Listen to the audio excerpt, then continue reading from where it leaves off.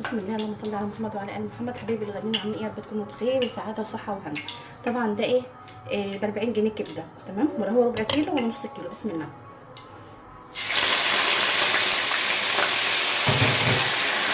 اول حاجه بقى كده هنجيب الزيت دي اول شيء. بسم الله. معايا هنا بصل، طبعا البصل الرايح ما كترتش.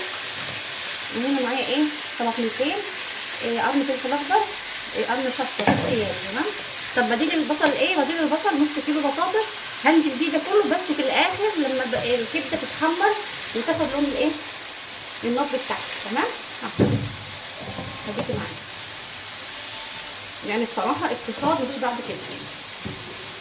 طبعا بقى مقطعاها القطع الصغيره دي عند الايه؟ عند الجزار اهو، اللي هي بتاعت الفراخ.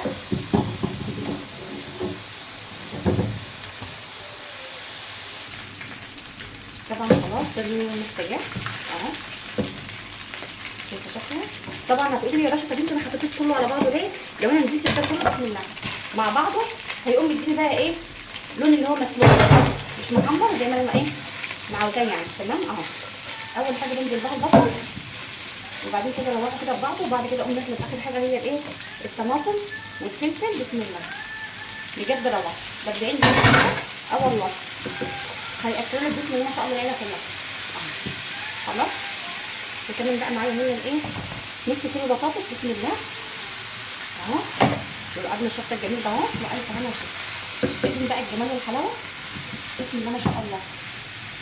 بجد يعني كلمه روعه شويه عليك، حاجه كده جميله ما شاء الله. طب هتعملي ايه؟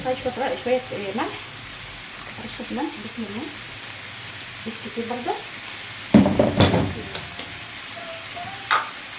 شويه توابل حلوين كده اهو. بسم الله والف هنا وشفا.